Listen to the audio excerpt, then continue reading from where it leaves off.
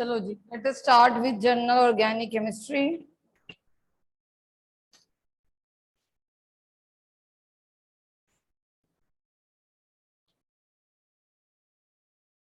थोड़ी सी पहले बातें कर लें इसके बारे में। ये बातें पेपर में नहीं आती, सिर्फ करने के लिए होती हैं। ऑर्गेनिक कंपाउंड्स पहले बेटे वो माने जाते थे जो हमें लिविंग ऑर्गेनिज्म या लिविंग सोर्सेज से मिलते हैं, जो हमें प्लांट से एनिमल सोर्स से हमें मिलते थे। That is known as organic compound. एक वाइटल फोर्स थ्योरी थी। वाइटल फोर्स से भी ऊपरी ताकतें हैं, वो भगवान की ताकतें हैं जिनके कारण ऑर्गेनिक कंपाउंड बनते हैं। ये थ्योरी दी थी ब्रिजिलियस ने, कोई ऐसी कोई ताकत है जिससे बन जाती है। फिर एक वॉलर नाम का साइंटिस्ट था, उसे गलती से ना यूरिया बन गया लैब में, गलती से। ठीक है, वॉलर रिएक्शन कर रहा था अपनी अमोनियम सल्फेट और पोटेशियम सायानेट के बीच में। तो उसके पास अमोनियम सायानेट और पोटेशियम सल्फेट बन गया। ये पोटेशियम सायानेट रीअरेंज होके हमें यूरिया दिया।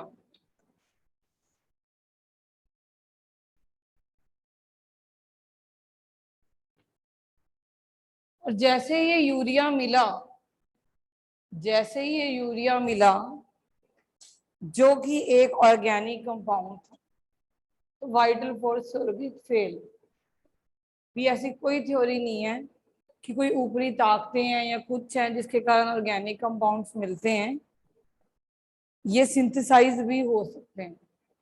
उसके बाद actually we are surrounded by organic compounds, we are actually everywhere, from switches to your PVCs and all your medicines, your detergent, your soaps, कोई भी दवाई खा रहे हो, सारे ऑर्गेनिक कंपाउंड हैं।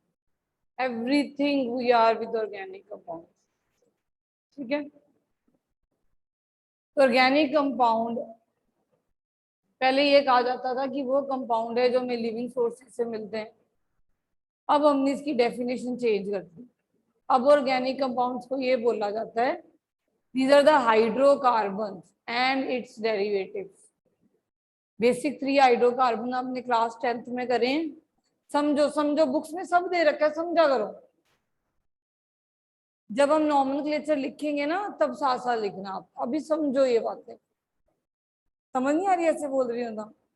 बुक्स है ना आपके पास, रीड कर लियो इसको, बस लिख लो कि हमने हाइड्रोकार्बन की डेफिनेशन कर ली। आपसे कोई व्हाट इज हाइड्रोकार्बन तो नहीं पूछेगा, भी ऑर्गेनिक कंपाउंड पूछेगा भी पेपर में। हम ये पूछने के लिए बैठे हैं आपसे, समझने में कोशिश करो। आपने हाइड्रोकार्बन्स पढ़े होंगे क्लास 10th में, एल्केन, एल्कीन एंड एल्काइन। और आपने फंक्शनल ग्रुप भी पढ़े होंगे, OH, हैलोजन, कुछ तो पढ़े होंगे। अल्कोहल तो सुने, एसिड सुने। तो जब ये हाइड्रोकार्बन्स के ऊपर हम कोई भी फंक्शनल ग्रुप लगा देते हैं तो इनके डेरिवेटिव्स बन जाते हैं। तो हमने हाइड्रो ऑर्गेनिक कंपाउंड में हाइड्रोकार्बन आते हैं। मतलब बेसिक चीज ऑर्गेनिक कंपाउंड में क्या है, कार्बन और हाइड्रोजन तो होना जरूरी है। Hydrocarbons, organic compounds are hydrocarbon and its derivative. Derivative का मतलब जब आप हाइड्रोकार्बन पे कोई भी फंक्शनल ग्रुप लगा, जैसे यही है, अब इसमें C डबल बॉन्ड O भी है, H भी है, तो ये हाइड्रोकार्बन हो गया। ये फंक्शनल ग्रुप है अमाइड, हम आगे करेंगे। ठीक है, ये अमाइड ग्रुप होने की वजह से ये एक हाइड्रोकार्बन है। अब हाइड्रोकार्बन में आप एल्केन पढ़ते थे, एल्कीन, एल्काइन, ये 3 तो हाइड्रोकार्बन हमने करे हैं, सैचुरेटेड, अनसैचुरेटेड। जब इनके ऊपर फंक्शनल ग्रुप लगा दें, तो जैसे ये लगाओ तो ये मीथेनॉल, तो ये इनके डेरिवेटिव्स हो गए। समझ आ रही है? अब आ जाओ हाइड्रोकार्बन की ऑर्गेनिक कंपाउंड की क्लासिफिकेशन। हम ऑर्गेनिक कंपाउंड को किसमें क्लासिफाई करते हैं? ऑर्गेनिक कंपाउंड्स आर क्लासिफाइड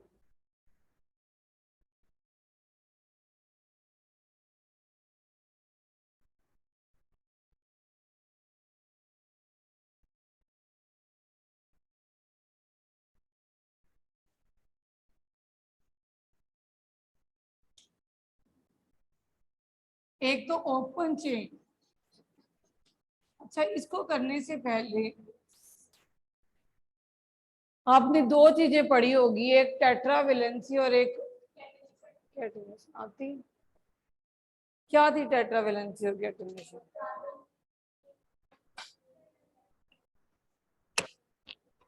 तो इसलिए वो चार carbon at a time 4 bonds बनाता है। टेट्रावेलेंसी का मतलब उसकी वैलेंसी की है 4, उसने एट ए टाइम 4 बॉन्ड्स बनानी ही बनानी है। चाहे कार्बन कार्बन के साथ बनाए, चाहे कार्बन हाइड्रोजन के साथ बनाए, चाहे कार्बन नाइट्रोजन के साथ बनाए, चाहे कार्बन ऑक्सीजन के साथ बनाए, जिसके साथ मर्जी उसने 4 बॉन्ड बनाने। कैटिनेशन क्या थी? Self linking.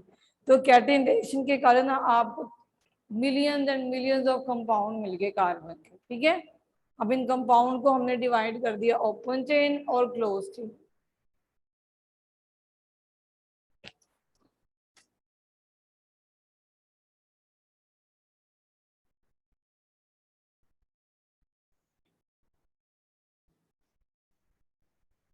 अब क्लोज्ड में और भी क्लासिफिकेशन होती है, हम सिंपल वाली ले रहे हैं पहले। These are homocyclic and heterocyclic.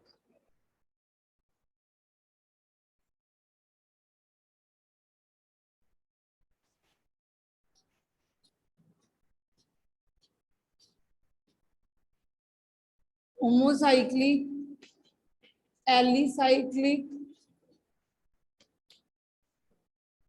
Aromatic.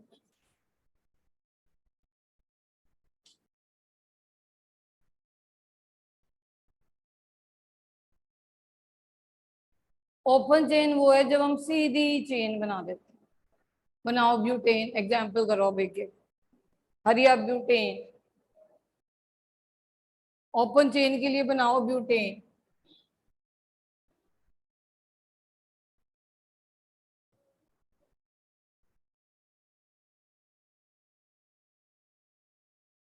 हरी अब, दिस इज ब्यूटेन।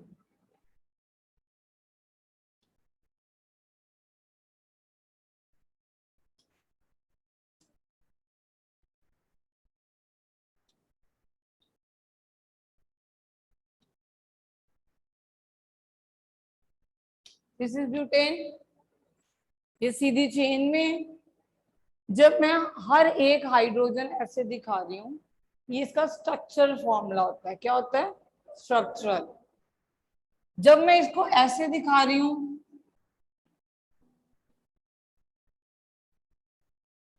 ये हो गया कंडेंस्ड। मैंने इसको बंद कर दिया। ठीक है, अब जब ये मैंने ऐसे दिखाया तो ये होता है बॉन्ड लाइन फॉर्मूला। क्या होता है? अब ये देखो, ये जो चीज है ये कार्बन शो कर रही है, ये एक चीज कार्बन है, यहाँ पे कार्बन है और ये कार्बन है, तो टोटल 4 कार्बन होंगे। ठीक है, तो इसे कहते हैं ओपन चेन स्ट्रक्चर, जिसको दिखाने के भी हमारे पास डिफरेंट वेज है, हमारी मर्जी, हम जैसे मर्जी।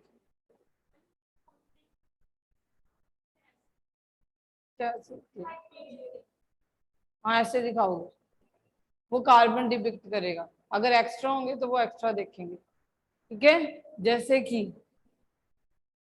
अगर मैं यहाँ पे बनाऊं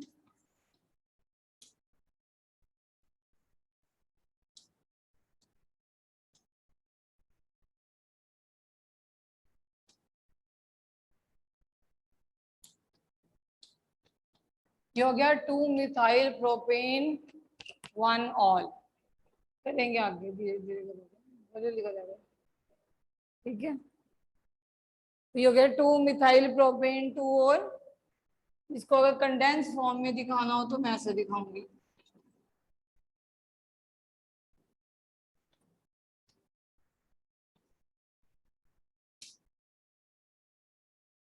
अगर इसको मैं बॉन्ड लाइन की फॉर्म में दिखाना हो तो हम दिखाएंगे ये कार्बन है, ये कार्बन है, ये कार्बन है।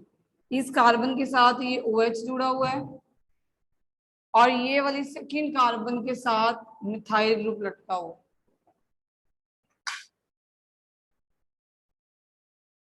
ठीक है, तो अगर इसको मैं इस वे 3 वे में दिखा सकती हूँ।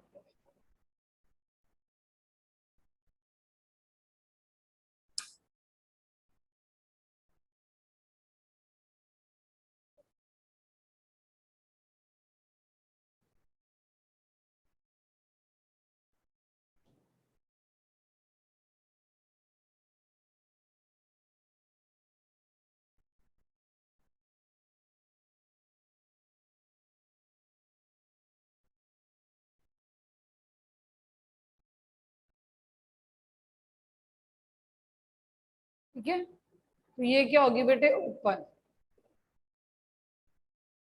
ठीक, अब आ जाओ क्लोज्ड।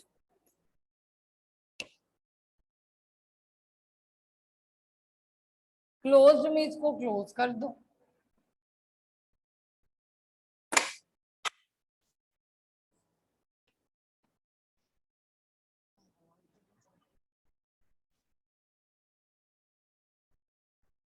क्लोज्ड में पहले आ गया बेटे एलिसाइक्लिक, मींस कोई भी क्लोज, जैसे कि ये क्या हो गया, साइक्लोब्यूटेन। This is cyclobutane.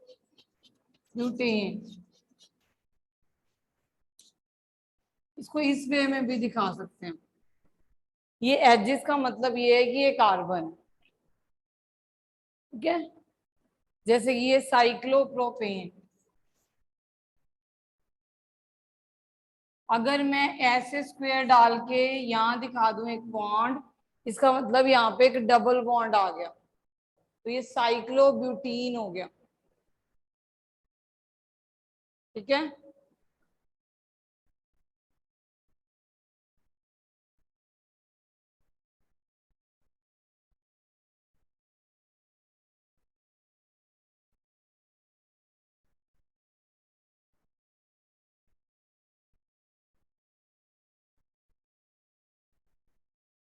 ठीक, चले आगे।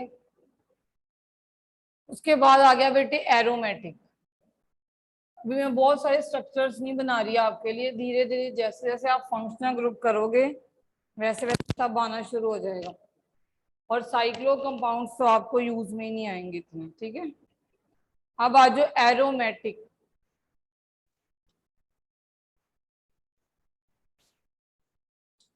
एरोमेटिक वो होते हैं जिनमें बेंजीन रिंग होनी जरूरी है।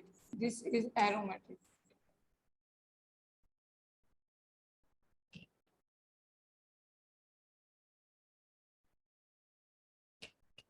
ये बेंजीन होती है ना, इनको एरोमेटिक कंपाउंड्स कहते हैं। जब हम एरोमेटिक कंपाउंड्स करेंगे ना, इसको और भी करोगे, हक्कल रूल को फॉलो करेंगे, ये सब कुछ लिखोगे आप, तो भी यही समझो जिसमें बेंजीन होती है। ठीक है, अब इसको बेंजीन बोलते हैं, बेंजीन। थोड़े थोड़े एरोमेटिक कर लो क्योंकि ये इंपॉर्टेंट है, ऐसे ही आने चाहिए। इसे बोलते हैं फिनॉल।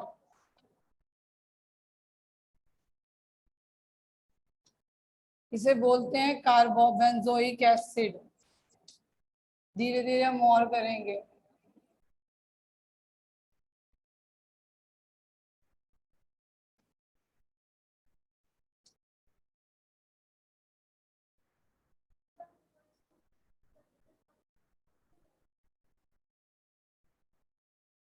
ये इसको ऐसे ही याद रखोगे आप।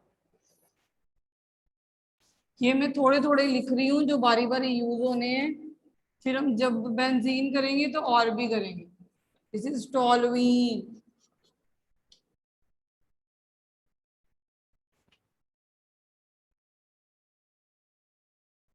और लिखूं,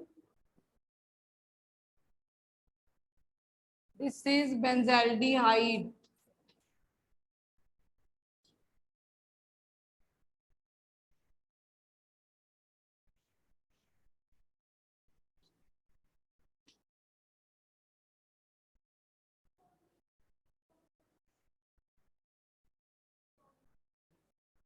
टोलवेंट बहुत काम आता है, ये सॉल्वेंट यूज कर लो, ये रिएक्टेंट यूज कर लो,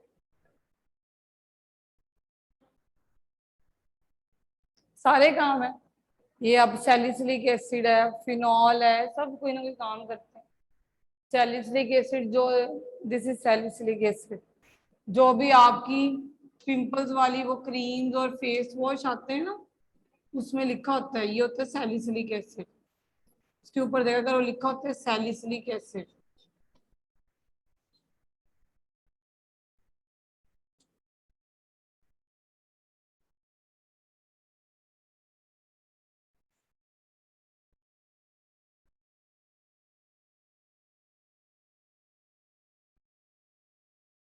नाउ इट्स ओके बेटे, स्क्रीन इज ओके। मैं थोड़ा पीसी आगे कर दिया।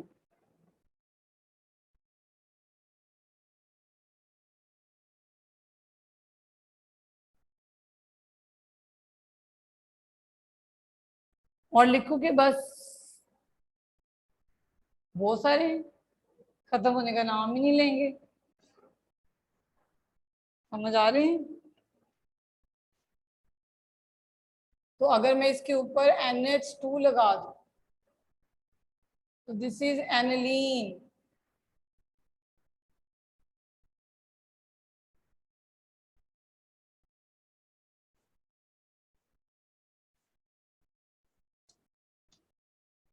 अगर मैं दो ऐसे लगा दूं,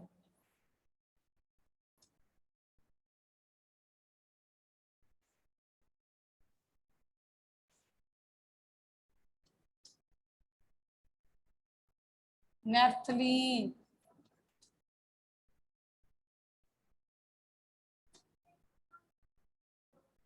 क्या बेटे, ये इसमें हक्कल रूल फॉलो करोगे आप, इसको ऐसे दिखा दो, इसको ऐसे भी दिखा सकते हैं।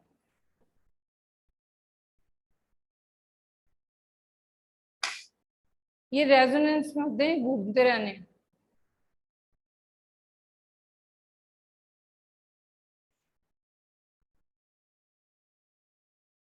खत्म नहीं होने ये।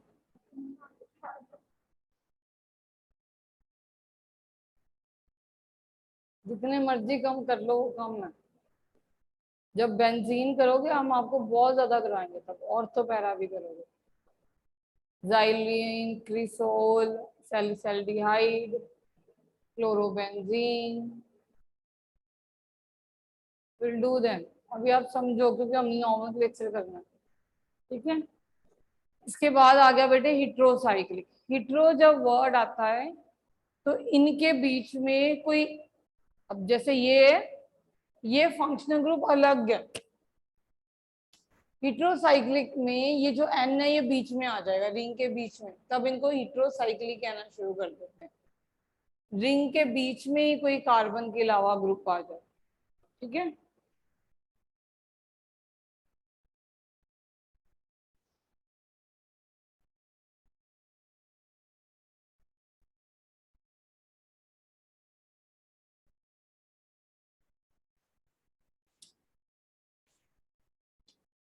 जैसे कि ये होता है बेटे पिरिडीन।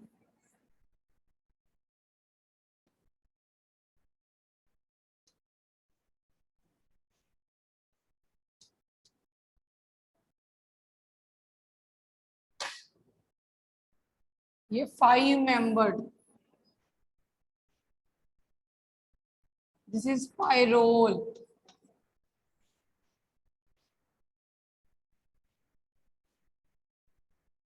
ये 5 मेंबर,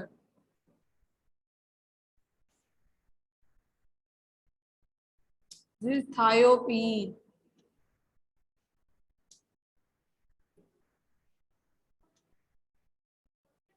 दूसरा आ गया, देख। Hetero means nitrogen, oxygen, sulphur, any. जैसे कि furan,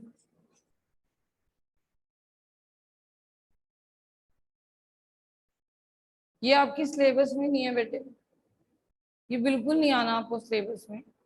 heterocyclic compound MSc BSc में आते हैं, ना आपके 12th में काम आने हैं आपको, ना आपको 11th में काम आने। हाँ जेई जो के लिए करो, हम तो बोर्ड के साथ हैं। सिर्फ आप एक नियम सुनोगे पीरियडिन क्लास 12th में, वो भी जाके ये एज ए सॉल्वेंट यूज करोगे एक रिएक्शन में, ठीक है। बाकी तो ऐसा कोई नियम नहीं यूज करोगे। तो ये होगी क्लासिफिकेशन।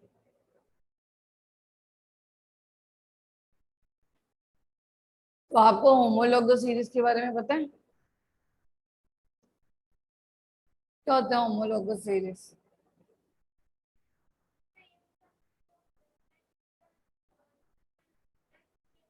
हाँ, जैसे कि हम methane, ethane, propane, butane, pentane, ये एक होमोलॉगस सीरीज है। सारी ही एल्केन्स हैं और हर एक एल्केन CH2 से डिफर करती है। अगर मैं methanol, ethanol, propanol, butanol, pentanol बनाती हूँ, तो ये क्या है? होमोलॉगस सीरीज, जिसका फंक्शनल ग्रुप सेम है मगर every successive member differ by CH2 group. तो हम कहते हैं 14 AMU मास से डिफर करता है। फिजिकल प्रॉपर्टीज में ग्रेडेशन होती है, केमिकल प्रॉपर्टी सेम रहती है। ये क्लास 10th की बात है, कोई नहीं पूछेगा, पता होना चाहिए। फंक्शनल ग्रुप पता है ना क्या होता है? What is functional group? कि जो एक पर्टिकुलर ग्रुप ऑफ एटम्स जो किसी भी ऑर्गेनिक कंपाउंड की प्रॉपर्टीज को इफेक्ट करता है। जैसे एल्केन के ऊपर जब आप OH लगा देते हो तो मीथेन और मीथेनॉल बहुत डिफरेंस रखते हैं। अगर इथेन के ऊपर ये OH लगा दूंगी तो इथेनॉल की अलग प्रॉपर्टी है, इथेन की अलग है, तो उसकी केमिकल और फिजिकल प्रॉपर्टी चेंज हो जाती है। चलें आगे अब नॉमेनक्लेचर पे आओ जड़ी +1 में।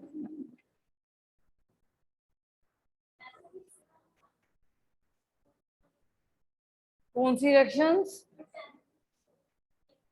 वो बेटे जो ये रिएक्शन करी है ना, वो एक बच्चा थी, वो एक बस ऐसी थी, वो कुछ नहीं थी। ऐसे स्टेरिफिकेशन आप हजारों करोगे +2 में, +1 में, वो तो एक सैंपल ही था बस। इस बार फर्स्ट चैप्टर में कोई भी रिएक्शन नहीं है, रिएक्शन शुरू होती है हाइड्रोकार्बन से।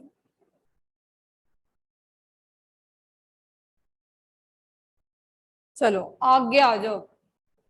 अच्छा, इसके अलावा 2 और फॉर्मूलाज होते हैं। एक होते हैं वेंट हॉफ और एक होता है वेज और डैश रिप्रेजेंटेशन। ये बेटा आपको कोई रिप्रेजेंट करने के लिए नहीं बोलेगा, बस पता होना चाहिए, ठीक है। जैसे वेंट हॉफ में मीथेन रिप्रेजेंट करना हो तो हम ऐसे रिप्रेजेंट करते हैं। 3 डायमेंशनल वे में हम पूरा एंगल दिखा के और सब कुछ करके, ये एक वेंट हॉफ फॉर्मूला है जिससे हम बताते हैं। जैसे आपने स्ट्रक्चरल किया, कंडेंस किया और बॉन्ड लाइन की, तो ये वेंट हॉफ, ठीक है। वेज डैश में हम कैसे दिखाते हैं कि एक ये बोल्ड लाइन होती है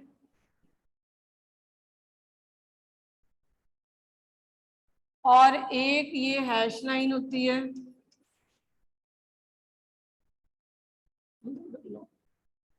तो यही बनाऊंगा।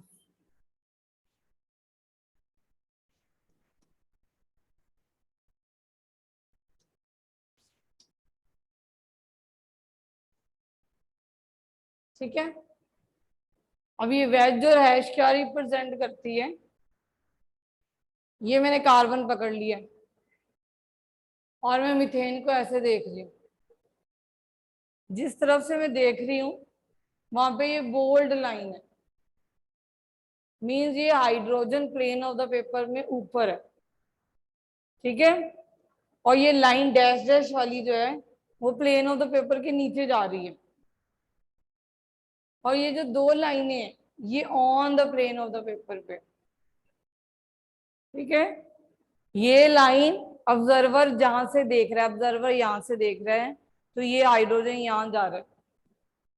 ठीक है, ये लाइन ये दिखा रही है कि हाइड्रोजन नीचे है, ये 3 डायमेंशनल है। और ये दोनों लाइन ये शो करती हैं इसमें कि ये प्लेन ऑफ द पेपर पे, ये रिप्रेजेंटेशन होती है। चलिए हम नोमेनक्लेचर की तरफ भागे। चलो 3D, ये भी 3D है बेटे, वो हमें पता नहीं चल रहा 3D है, ये एक्सप्लेन करने के लिए इन्होंने ये फॉर्मूला दे दिया। सारी मॉलिक्यूल तो मीथेन है ही 3D, जो सिंपल स्ट्रक्चर कंडेंस और बॉन्ड लाइन है वो 2D में आप कैसे शो करोगे, प्लेन ऑफ द पेपर भी शो करोगे। अगर हमने 3D में रिप्रेजेंट करना है तो वेंट ऑफ से और वेजेस से कर सकते हैं। वेंट ऑफ से क्लैरिटी नहीं है, ठीक है, सिंपल करना था तो हम सिंपल तो यही करते आ रहे हैं, इसमें तो हम एंगल भी नहीं बता रहे, इसमें कम से कम हमने एंगल तो बताया जिससे हमें पता चला ये 3D है। पर हमें ये नहीं पता चल रहा कि कौन क्या कहीं से क्या देख रहा है, पर इसमें हमें ये पता चलता है कि ऑब्जर्वर कहाँ खड़ा है, हाइड्रोजन कहाँ जा रहा है, बाकी हाइड्रोजन कहाँ जा रहा है दोनों ही 3D। ठीक है, अब आ जाओ नोमेनक्लेचर में, the main point of this chapter.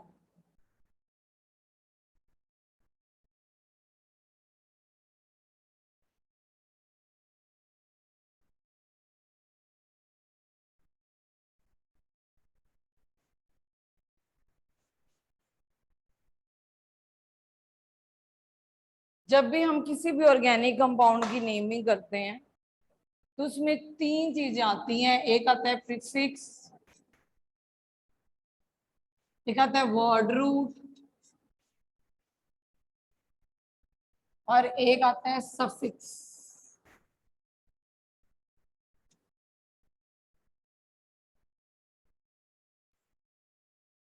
ठीक है, अब जैसे कि वर्ड रूट मेरा गुडलीन है, प्रीफिक्स मेरी क्वालिफिकेशन है, ठीक है, और सफिक्स मेरी कास्ट है। ऑर्गेनिक में वर्ड रूट हमें नंबर ऑफ कार्बन एटम बताता है,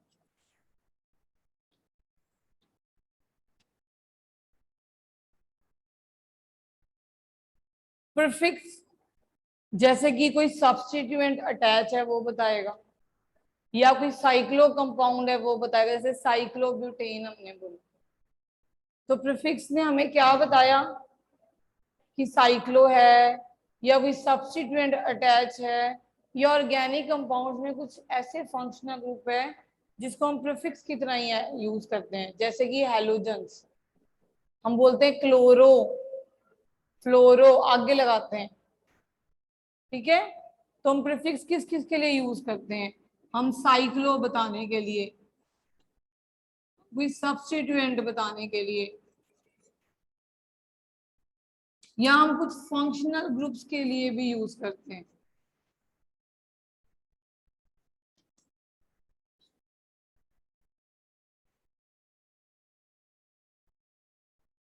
बेल होने वाली है, 8th एंटर कर लिया अंदर। चलो बस सफिक्स समझ लो, सफिक्स हमें कास्ट बताती है, बंदे की आखिरी फैमिली क्या है। जैसे मिथ लगा के एन लगाते हो तो आपको हाइड्रोकार्बन के बारे में पता चलता है, मिथ लगा के ईन लगाते हो तो आपको एल्कीन के बारे में पता चलता है। मिथ के साथ ईन तो लगता नहीं है, 2 कार्बन से शुरू होगा, इत के साथ ईन लगाओगे, इत के साथ आइन लगाओगे तो आपको एल्कीन। अब हम ये चाहते हैं, जैसे फॉर एग्जांपल अब मेरे गुलीन कॉर देन अरोड़ा, तो देखो कोर भी है तो अरोड़ा भी है। ठीक है, तो इन द सेम वे अगर मैं मिथेन के पीछे ऑल लगा दूं, मतलब OH लगा दूं, तो मैं क्या क्या बता रही हूँ, वर्ड रूट क्या हो गया, मिथ, पहले एक सफिक्स लगा एन, दूसरा सफिक्स लगा ऑन। तो इसने दो चीजें बताई, एक तो ये एल्केन का डेरिवेटिव है और ये इसके साथ कौन सा फंक्शनल ग्रुप लगा हुआ। तो सफिक्स या प्रीफिक्स दोनों प्राइमरी सेकेंडरी होते हैं, विल डू। सफिक्स भी प्राइमरी और सेकेंडरी होता है। प्राइमरी हमें मेन हाइड्रोकार्बन के बारे में बताता है कि हमारी कार्बन चेन में सिंगल बॉन्ड है, डबल बॉन्ड है, ट्रिपल बॉन्ड है। सेकेंडरी हमें आगे फंक्शनल ग्रुप के बारे में बताता है कि हमारे जो भी हाइड्रोकार्बन है उसके साथ अल्कोहल लगा है, एल्डिहाइड लगा है, कीटोन लगा है, जो भी, ठीक है। तो सफिक्स हमें उसका फंक्शनल ग्रुप बता रहा है, ठीक। So it is telling us our functional group. Like this is primary suffix, this is secondary suffix.